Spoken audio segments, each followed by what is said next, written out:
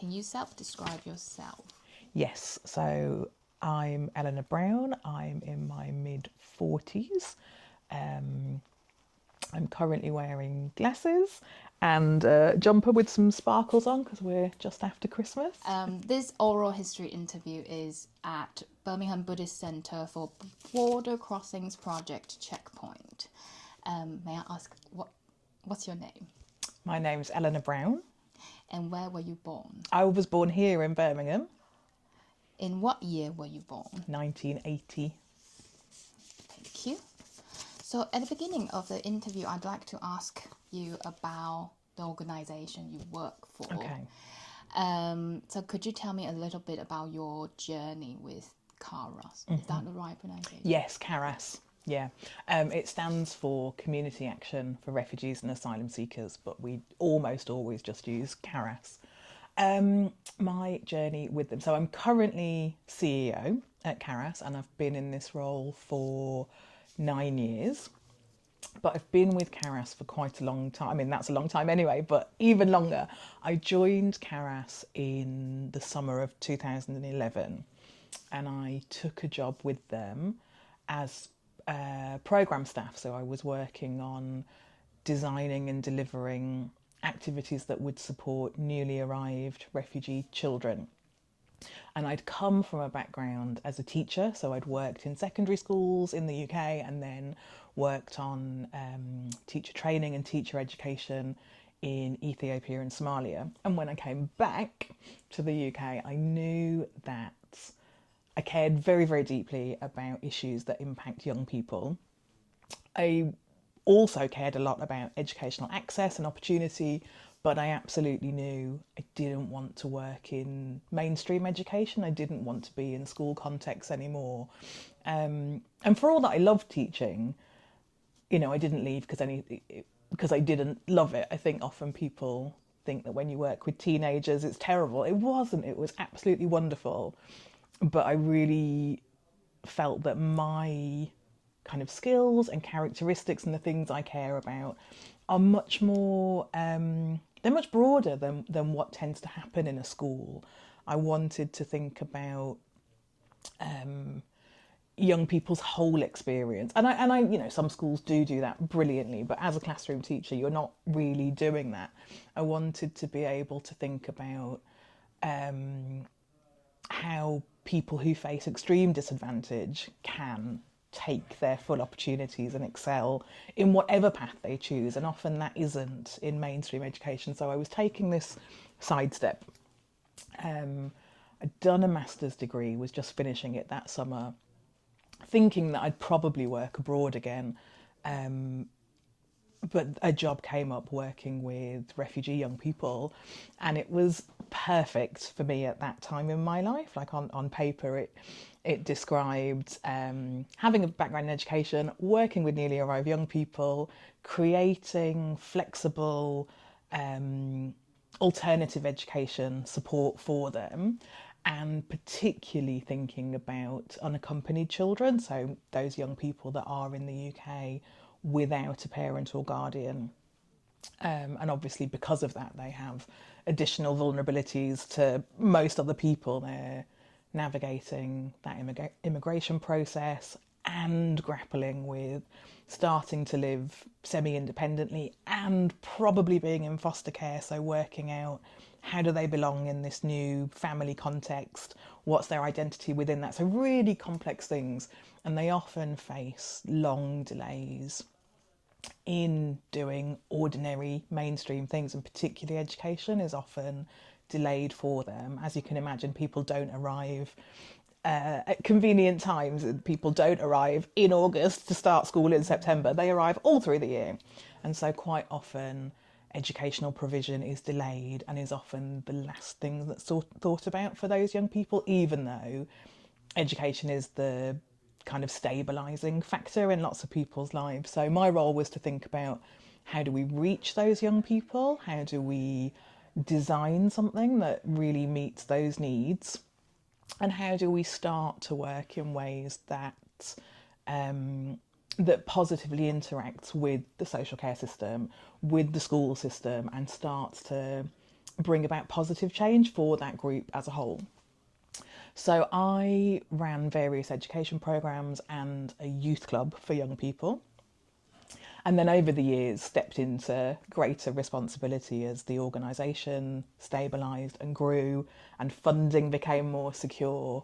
There was a point that we were offered a grant. It was called the Capacity Building Fund, and it was to think about how does an organisation really stabilise itself and step forwards. I think what often happens with small organisations is that when they're about 10 years old, they either manage to develop and grow and learn and really become impactful, or they close because those things are really difficult for them. And we were given a grant that allowed us to invest in senior staff and develop our management processes and really start to professionalise from being a very small community-based, largely voluntary organisation into something that could really think with ambition about growing our community and growing our influence with decision makers, with policy. And that was the point that a CEO role was created, and I took a gamble and I thought I may as well try, let's see what happens, and was really grateful to be given that role and have stayed in that role until now. Thank you. So when did you become CEO? To the very end of 2016.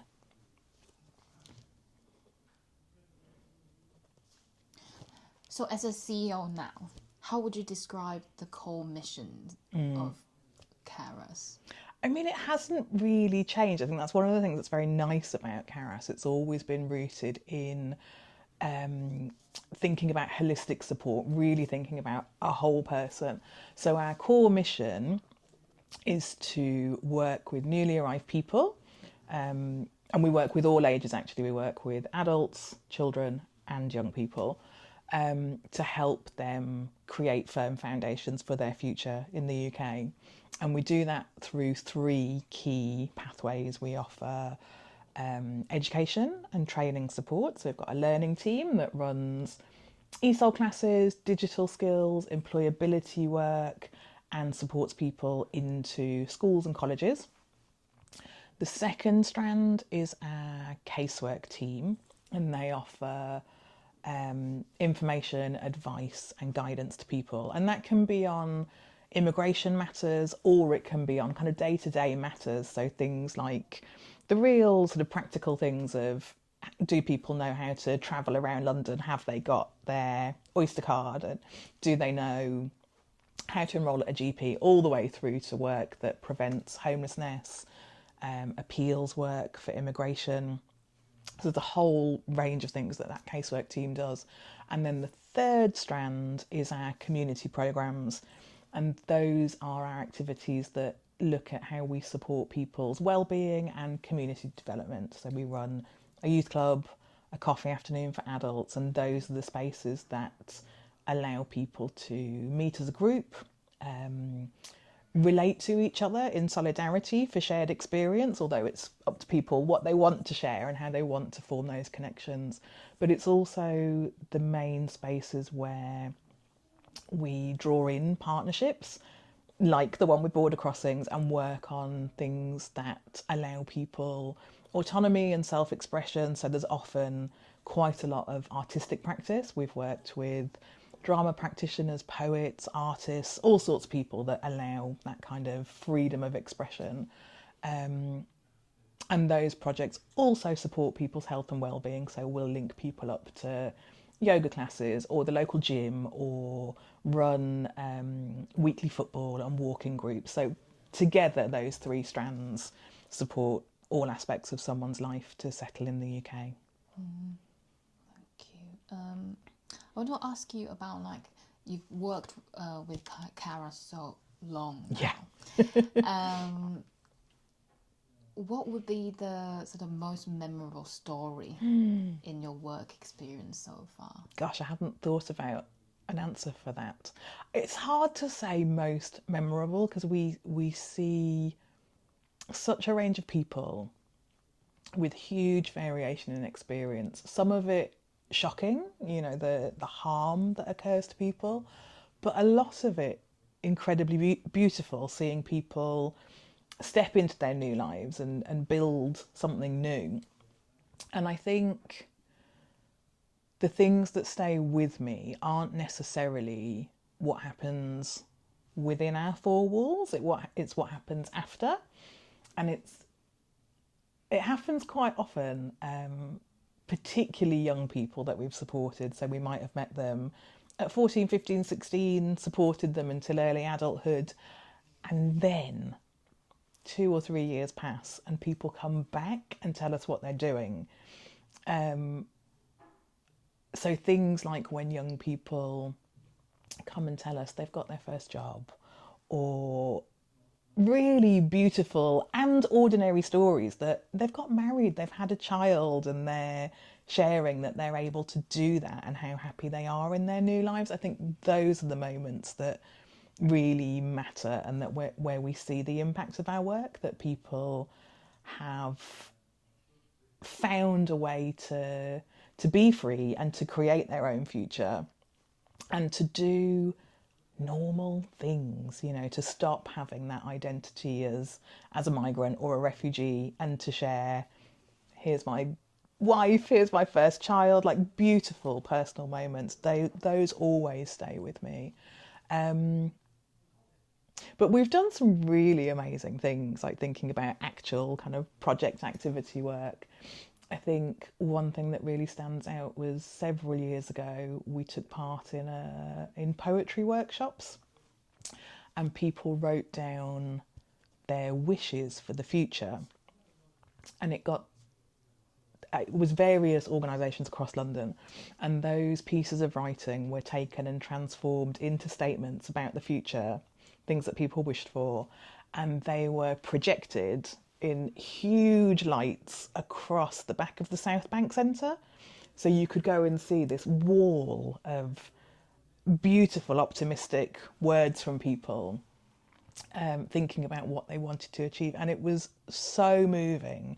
And again, it incorporated that range of huge aspiration. I want to be an engineer. I want to, all these kind of career changes and massive goals that people had, all the way through to those private and personal, I want to see my family again, or I wish to hear from my mother. Really like heartbreaking, gorgeous, personal, human things.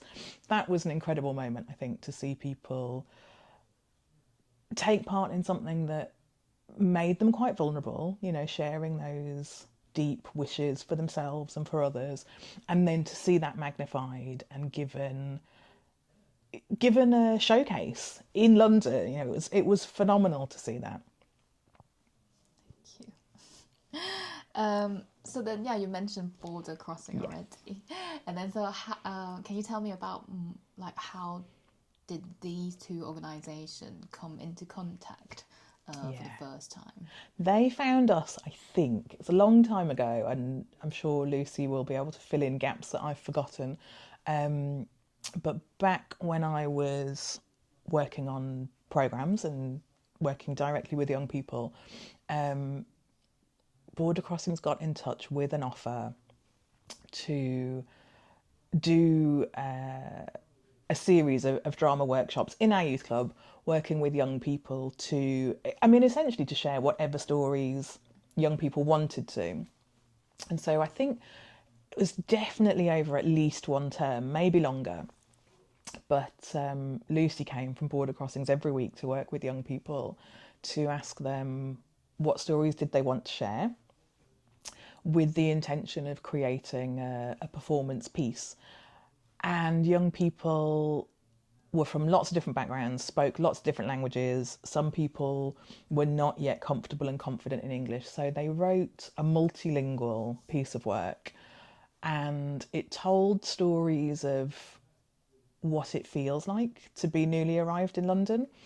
It was the first time we'd ever done something like that, really worked in such a way that language inclusion was the centre of the work. I can remember thinking, how are we going to do this? Can people tell a story in English? And then realising we don't have to do that. we can be a completely language inclusive space, and because it's creative and artistic and dramatic, people's voices and bodies and interactions will also tell that story. So they created a short play that was performed just in our youth club, but they invited parents and carers and any other important people to come and view that, and that was the starting point of our relationship with Border Crossings. And then that was used very cleverly as a piece of outreach work to draw us closer in to work with Border Crossings. Thank you. Can you tell me a bit more, like, what was the audience reaction towards that piece? That's a very good question. This is a long time ago, so I'm not sure I remember everything. I do remember we had some parents in the room who I think hadn't seen their children in that kind of light, you know, as people who were creative or who had confidence to tell a story. And I can remember watching the two mothers in particular. I can remember both of them had children who were experiencing quite a lot of challenge at school, in terms of kind of behaviours. They were often in trouble for difficult behaviours in school and things that are completely expected for newly arrived people. And language acquisition. I can remember there was a young boy who really struggled with his English language, and I think ultimately had an assessment and was diagnosed with dyslexia. So, like, no wonder things were really, really hard for him. And I remember those two parents, just more what they looked like rather than what they said, but that kind of look of complete pride in what their children had done in this creative space, because I don't think they were receiving that kind of reinforcement through other channels. You know, their children were, I think, often talked about as problematic rather than as creative, talented, empathetic young people, and that's what came through in our small performance. Great. And how did that feedback from the audience make you feel? I think that sort of feedback reinforces how important our work is. It can be incredibly hard on programme staff in particular. I'm a bit removed from this now, but I do remember being so close to the work, so close to individuals and to their challenges, and you can get really drawn up in that. You know, it's emotional, it's difficult, you don't always see positive outcomes quickly. Sometimes you never get a positive outcome. You know, people's immigration cases are refused, people go through homelessness, people experience bullying, all sorts of very challenging things. And I think having that kind of feedback where you see the young people themselves really proud of their work, their parents or carers or their kind of support network also really proud of them, I think it helps us to see how important it is to do work that celebrates people's humanity. You know, our work isn't just on paper, and it's not just about problem solving. I think it's very common that people who experience forced migration have their basic needs met. You know, each problem has a solution. You know, you see a solicitor for this thing, or you make this application, or, you know, you have to present a particular story to solve a problem. But you're rarely seen as someone who needs more. You know, we don't just need housing and healthcare and those basic, of course those are essentials, but I think what's so common in the immigration system is you're just seen as a problem to solve, and you're not seen as a person who has things to offer, things to celebrate, or someone who is a person. So I think it reinforces our model of work that we've always been very clear that people's whole self matters, not just the things to problem solve, but the things to celebrate. Thank you. So you mentioned that at the beginning of that project, the first project of working through drama with young people locally in London, and you had that doubt of like, how can we do it in English? And then you found out that you can do multilingual Yeah. piece. So I want to invite you to talk about a bit more about like what was your first impression when you think about using theatre as a tool for the community that you work with?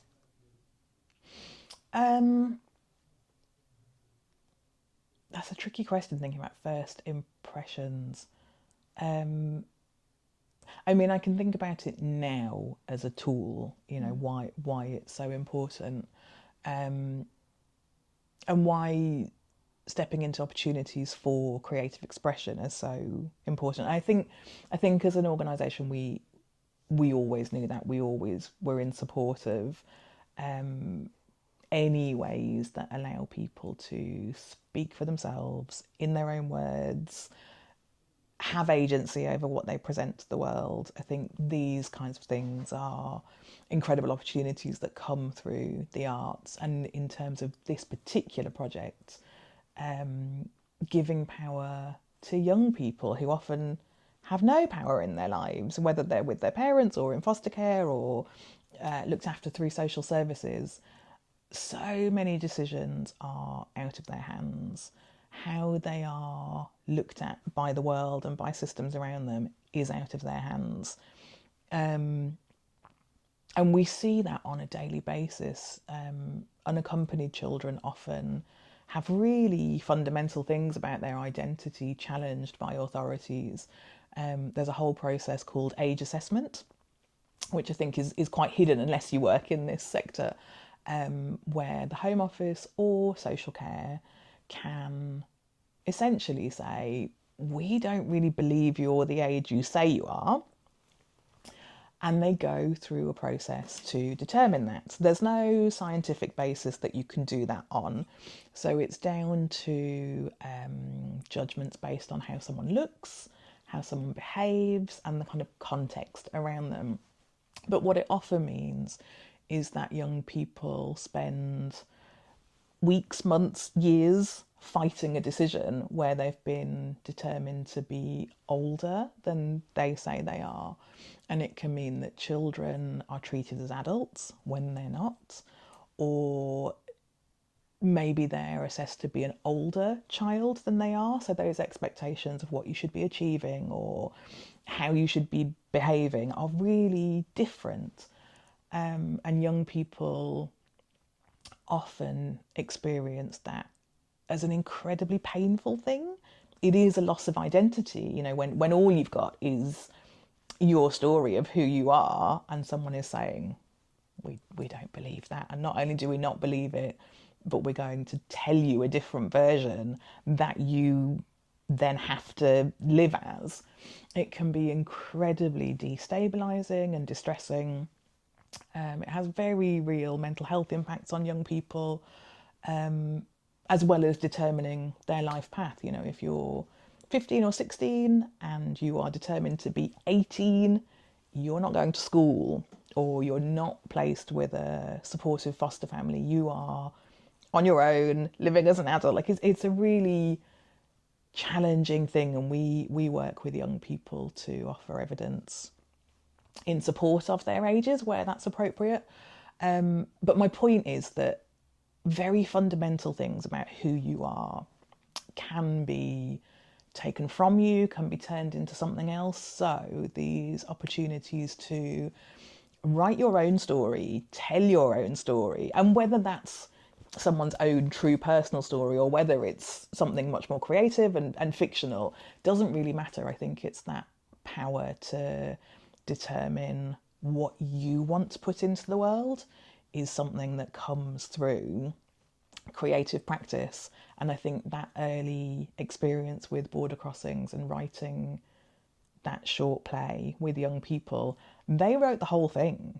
We didn't intervene at all. We didn't tell them themes to write about. We didn't give them the words to write things. It was what they created themselves as young people That was incredibly powerful. And it kind of didn't matter what the story was, it was the power of their choice to show whatever they wanted, which they didn't have in other parts of their lives.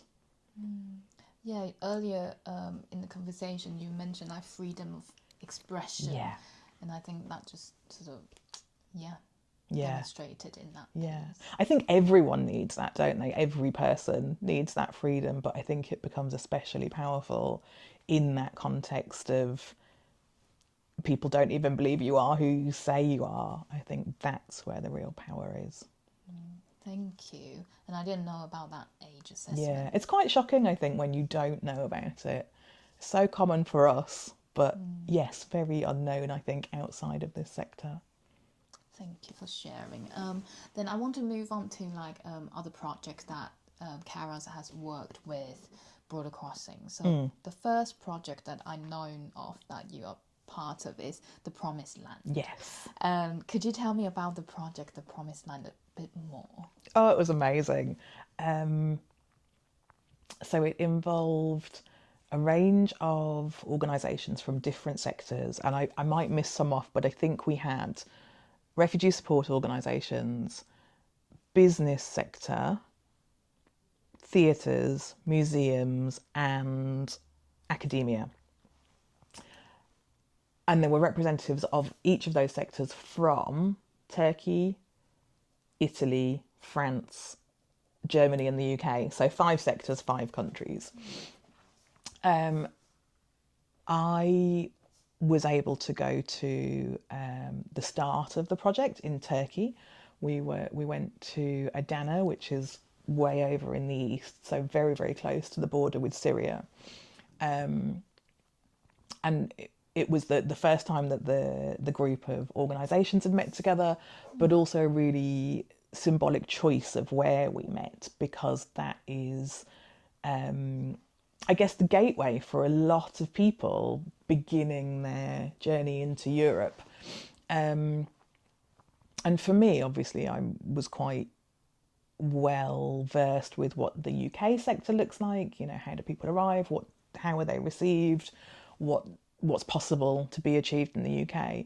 But to see that kind of contrast between what Turkey was needing to do in terms of working with large numbers of people who were coming through Syria, the war was still active, but also other migration routes from the Middle East and beyond.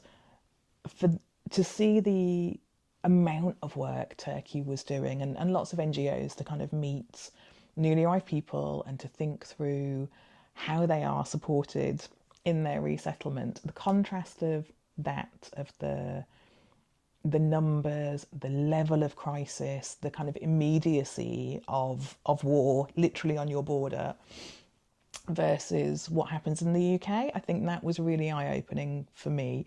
We often, I think, are caught up in the UK in these very disproportionate negative media and political stories that imply we're supporting the whole world's refugee population, and we're not. It's such a tiny percentage anyway within the UK.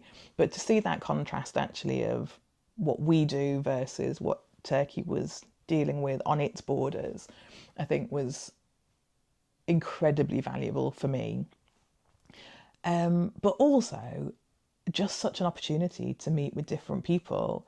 I think the charity sector is excellent at networking within itself. You know, in London, CARAS is very well networked with other refugee and migrant organisations and with partner organisations that help with service delivery.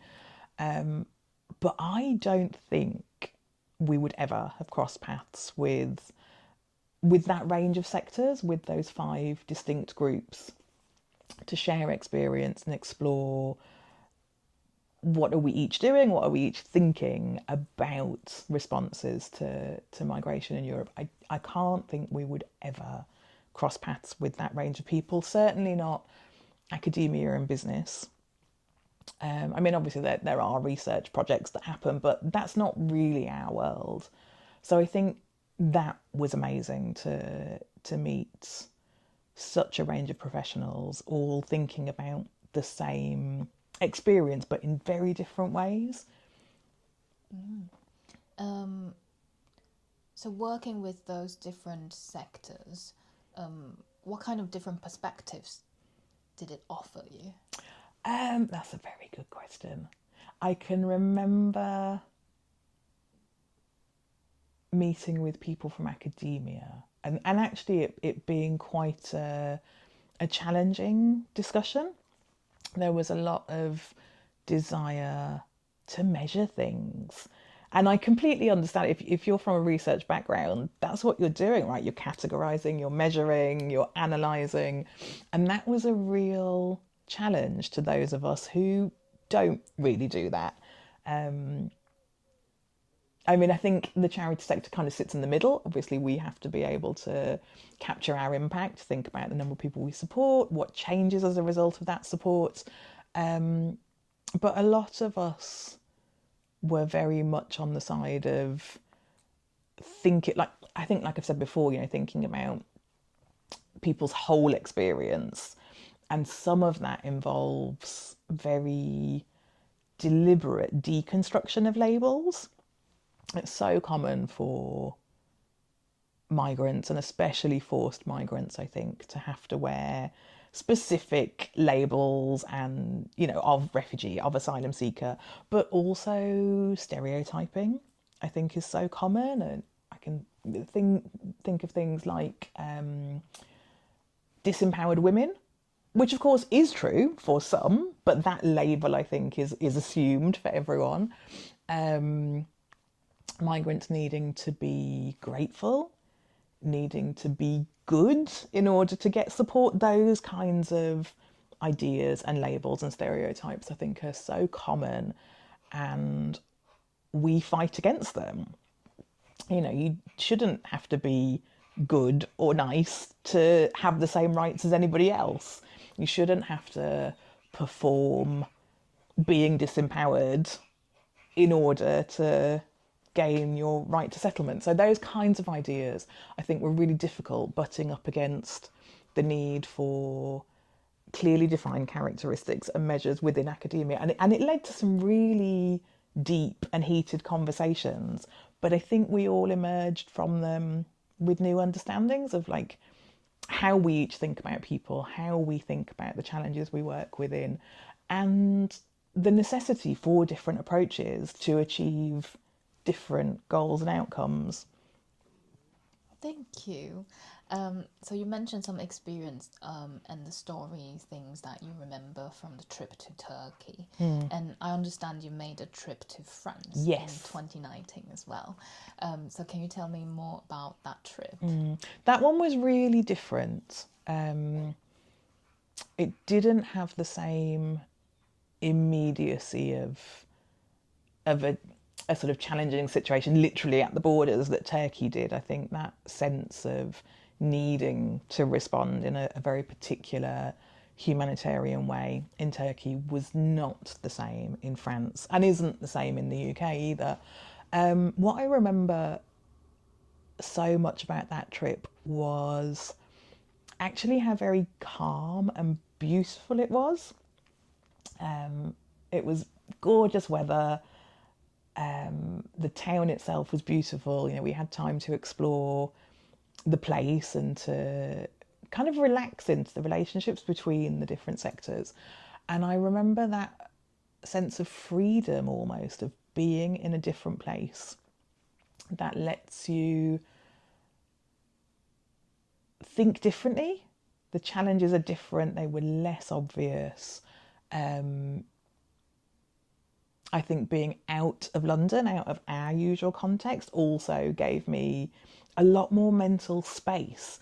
So it wasn't specifically for me about being in France, but it was about being somewhere where I had space to step away from those immediate challenges of what are we doing in CARAS? What does London look like? Or kind of stepping away from thinking about crisis and really thinking about how are we exploring these ideas creatively, and we did do quite a lot of creative expression.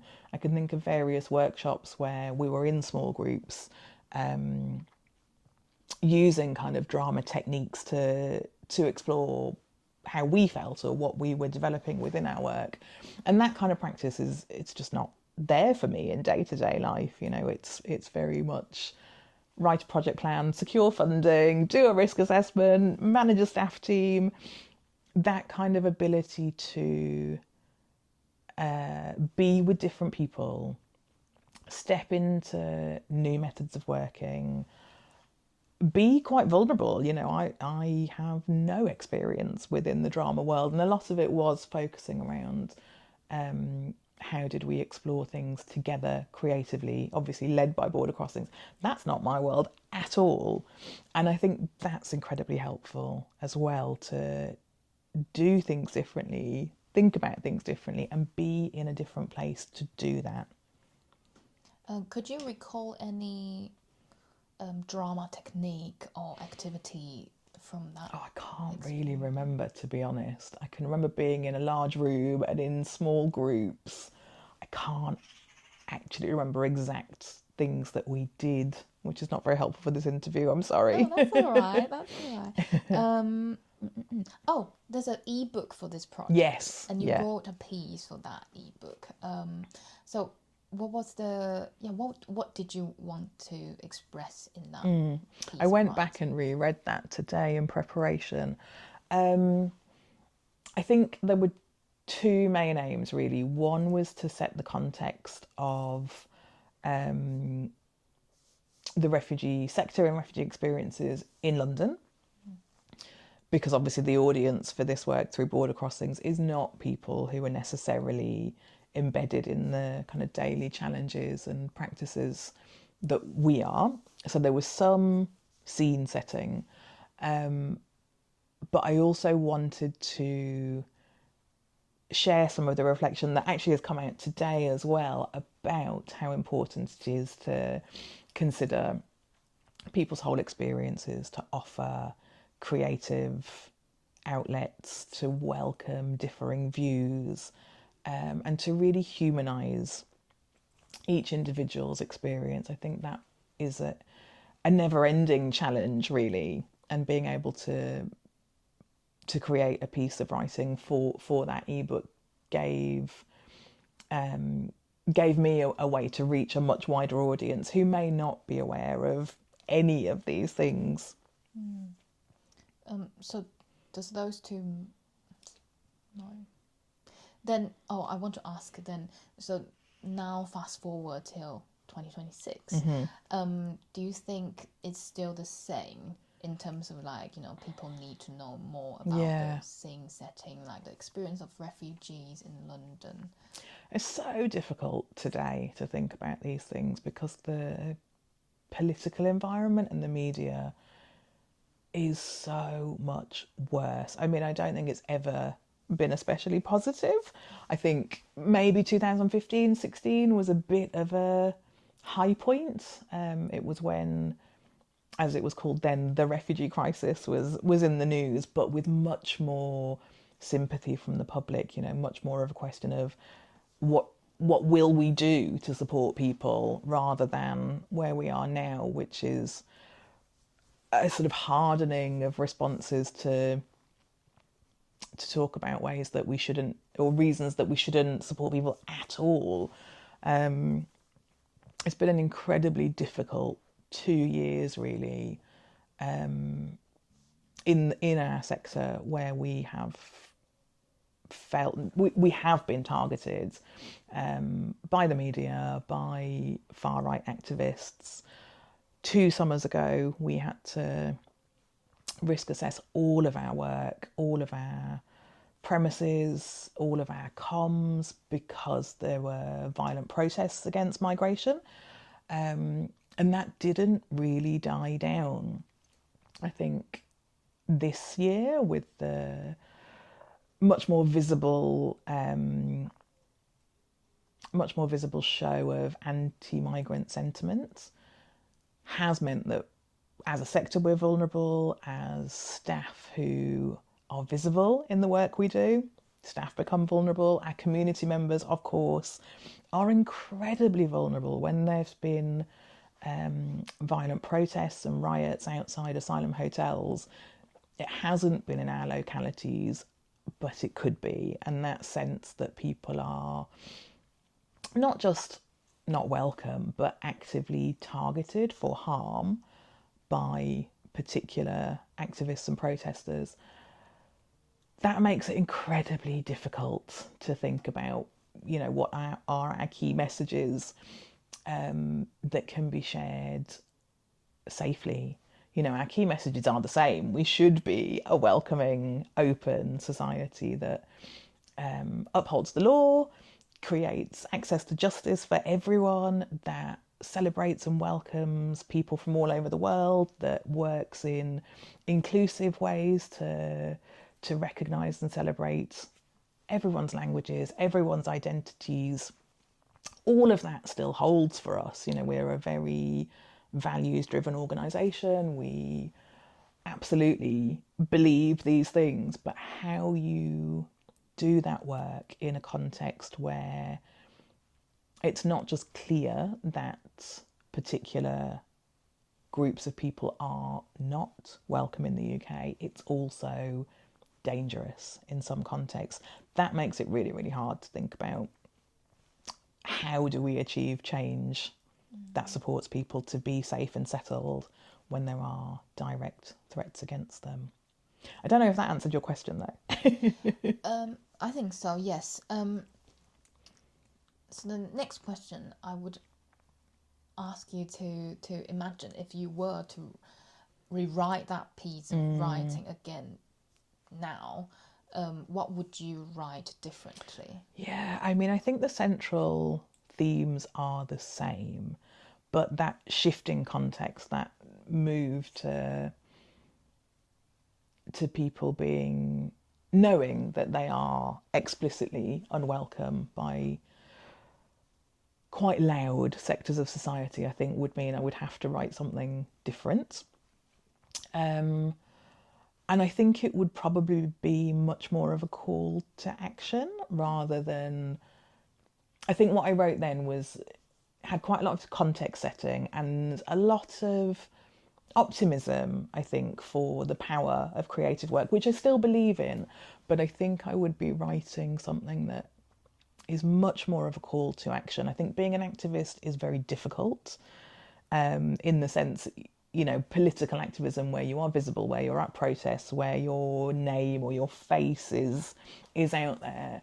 But I think artists and creative practitioners are often activists anyway. There's often a deep message to their work. And I think I would be writing something that talks about different ways to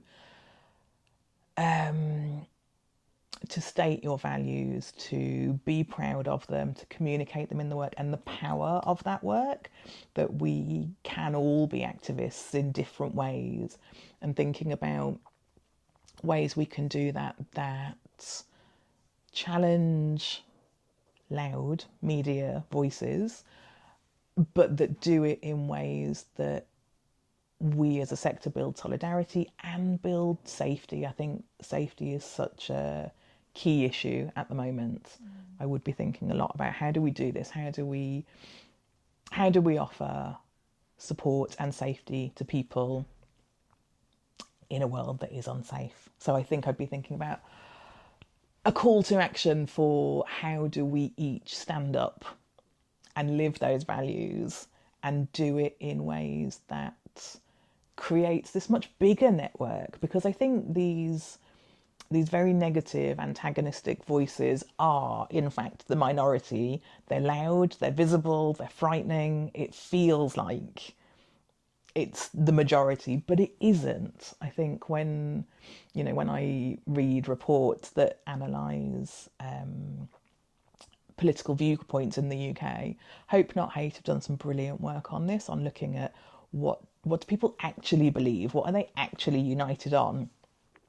And they found that it's not the majority who holds these difficult views, it's just a loud group of people. So thinking about how do we, the people who are much more open, supportive, inclusive, how do we claim a louder voice? How do we be that loud majority and create a society that is powerful in its welcome, in its celebration of people, rather than in division and fear and hatred? I think those are the themes I would be exploring. Thank you. So what did the experience of getting involved in the Promised Land mean to you?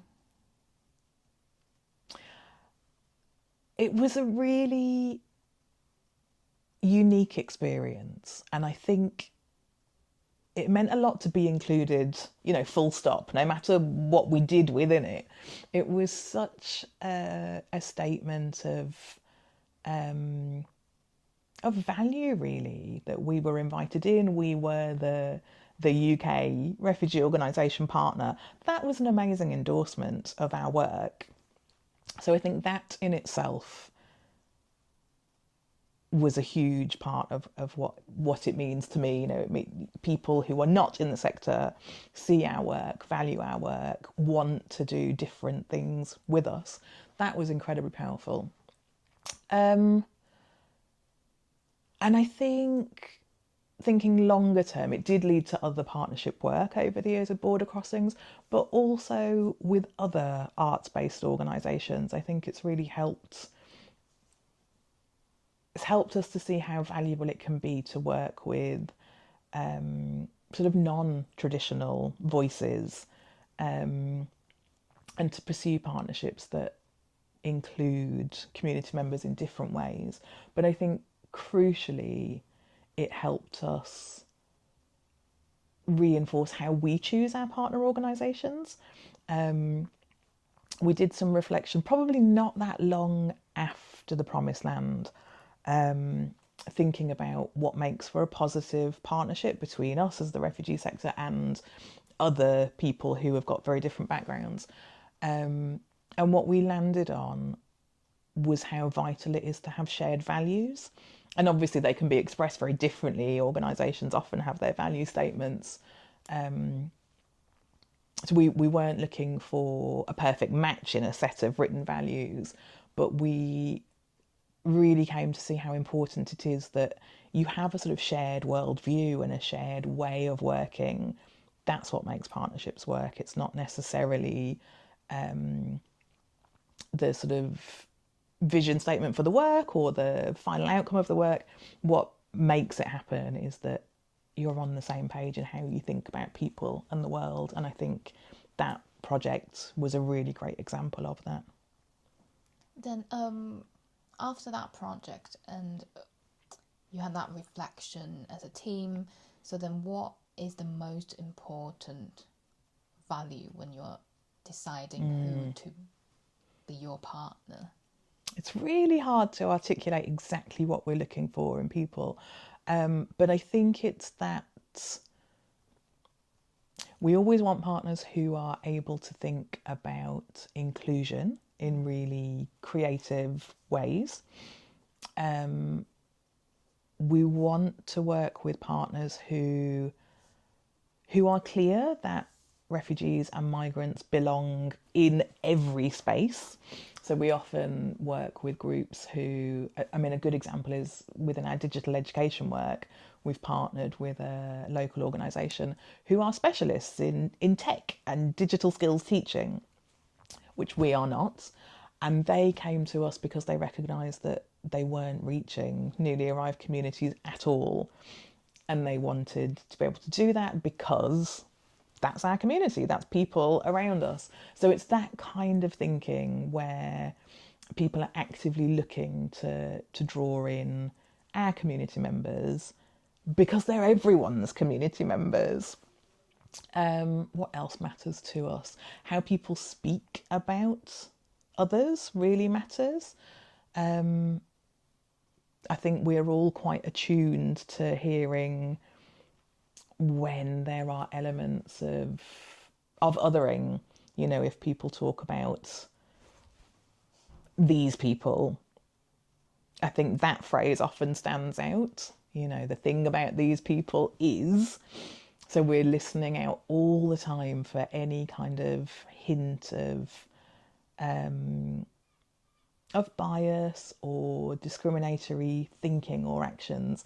And you can work with those things, I think, when people are open to being called out and open to the idea that we all carry bias and we all slip up sometimes. That's very workable with. It's when people have got very hard views about certain types of people or ideas about what a particular group needs without having talked to that group. So we also really care about organisations that have a strong track record in co-production. You know, are our community members involved in how this is going to be designed? Where's their voice in this? Or is it something that's already designed that they just slot into? And what we want is that inclusion in co-production and design. Thank you. Those are important values. Yeah. Right. Then we're going to move on to the next project that you were involved with, Border Crossing. It's not a theatre piece, No. is it? No, it was photography. So it's called Pocahontas. Yes. And After. So could you tell me more about this photography project? Yeah, I had to go back and check the background for it. I could remember what we'd done as an organisation within it. But the starting point for the work was photos of Indigenous American communities. And there was a whole set of archived photos that showed people in all sorts of different contexts, but those were used as prompts for individuals and groups to look at and think about: how are people represented? Why are they represented in this way? What does their clothing mean? What do the artifacts mean? What does it say about them? What does it say about the story that the photographer is telling? So we used those as a starting point and then asked people, how do you want to be represented? If you're in a portrait photo, what is it about you, your personality, your interests, your skills, your background that you want to represent in photos? And people were invited to think about how they posed themselves, what positions were they taking, what story did that tell, what they wore, maybe bring an object that mattered to them. And then a series of photos were taken and ultimately were displayed in a gallery exhibition. So there were sort of layers of this work. Some of it was around, like we talked about before, that ability to kind of self-identify and tell your own story. I think that's quite a radical act. But also to be part of an exhibition that's open to the public and that's in a beautiful place. It was in Scion House in London, which is, you know, quite a grand palatial building. It's not a place that ordinarily perhaps migrants might think they're represented in. So I think there was quite a lot of symbolic power as well in what happened with that work, in having it displayed somewhere that is quite elite and making that space into a place that belonged to everyone in those photos and everyone who came to view the exhibition. I think that thoughtfulness of how the project was designed, that it has meaning and power from however you participate in creating your own image, in that image itself, and then in how that is shared with the public. I think all of that really matters for reclaiming and retelling stories. Yeah. Then before they decided how to, you know, reclaim their identity and sort of tell their identity and share it with the world, how did they react and relate to the prompts, pictures? Yeah, I was thinking about that, and I don't remember gathering direct feedback about that with people. Partly, I think, because we are working across languages and cultures, so having very deep and nuanced conversation sometimes doesn't always happen with us as program staff or with practitioners, but is happening amongst individuals with shared languages. So I can't really give an accurate description necessarily of how did people respond, but I think because it's also visual, people's ability to decide what poses they want, they can see this has power, this is submissive, this is a stereotype, this is somebody sharing their own story. All of that, I think, came through quite clearly in what people chose to do. Good, thank you.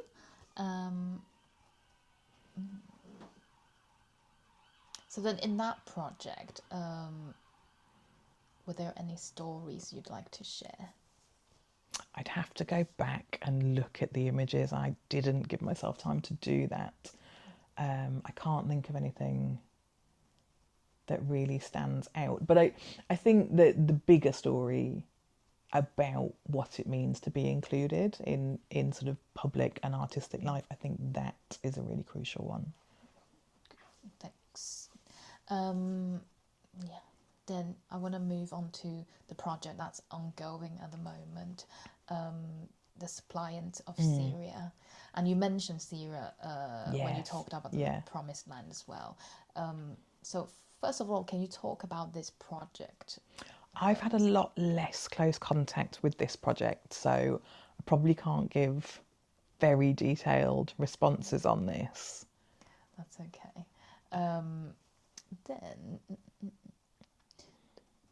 But then from my understanding of this project is that it involves like public debate. Yes. Of your CARAS supporters, like, and with the public audience. So then can you talk about why do you think this visibility is important nowadays? I think it links to what I was saying earlier about this kind of public discourse where refugees and asylum seekers are massively demonised. I think the shift recently to so many of society's problems being wrongfully attributed to migrant communities, I think that's where this work is so important, to open up discussion, to allow the public to respond, and to share different perspectives on what's actually happening, what's people's lived experience versus what the portrayal is in the media. I think that is a really powerful and important thing. And I think it's incredibly valuable because time and again, whenever difficult media perspectives are portrayed about migrants and immigrants as a block, it's never actually what people think about individuals. I think being able to see lived experience, real people, actual stories, even where they're dramatised or fictionalised, having that kind of human story in front of someone versus this block of all migrants, I think it allows the public to think differently. And it's a shame, it's such a shame that so often when these negative stories hit, there's so many examples of people saying, oh, but not like you're a good one. I mean, it's poisonous, it's terrible that that's so common. But I think chipping away at those kind of monolithic views of people and giving space for difference, for debate, but also for allowing personal and independent and individual experience to shine, I think that's a really valuable tool. Yeah, I can see that. But I'm curious about knowing like how do the people that's going to participate feel about being in a debate with public audience? I don't know, and it's something that maybe the practitioners leading this can answer more about. I can tell you how careful we are at CARAS when we're sharing people's stories. We've got a fantastic comms lead who is incredibly careful when we're working with our community members to talk with them about what risks they might be facing. You know, if you are visible, if you're identifiable, you could be someone who is targeted by right-wing activists. And we've been really mindful of that in thinking about what stories we create and how we share our work and the voices of community members so that they can speak for themselves but without fear. It's a really difficult balance, and I think it's probably quite different in this project because although it's opening conversation with the public, it's still quite contained in a way. But I do think it's incredibly important to think about how do you invite people to genuinely, freely share their experiences and their views whilst maintaining as much safety as is possible, and also allowing people to step out of those things or to offer their experiences in different ways. You know, could it be, for us, we've done things where people have written things and different people do a voiceover. We've done, there was a really beautiful poem that one of our community members wrote for Refugee Week, I think 2 years ago. And the whole thing was made into a video that he helped us work out, you know, what was his intention behind his words, but it was voiced by a huge range of people, staff, volunteers, community members, and in different languages too, so that it became almost like a community story, which I think amplifies the power of the story but also reduces risk. There's something about creating a piece of work together where it is one person's story, one person's voice, but told by many, and I think that creates a sense of safety, and actually a real safety, that it's a community standing together. I don't know whether these things are playing out in this piece of work, but I would imagine similar experiences are happening. Yeah, and it totally sort of encapsulates what you mentioned earlier on in terms of like how do we create a safety net Yeah. or a safe enough place to invite people to you know, live in Yeah, this exactly. society. Yeah. I think there's power in that collective voice. Then, despite the fact that you don't really get too involved in this project, but what do you hope the audience to take away from this piece? I think what I always hope with this type of work is that it brings a challenge, that people witness and experience something they hadn't thought of, and that they take that away and engage with it in their own personal way, but that something that it opens safe dialogue around what can be very challenging conversation. So yeah, I hope it gives a different perspective and prompts people to talk more broadly,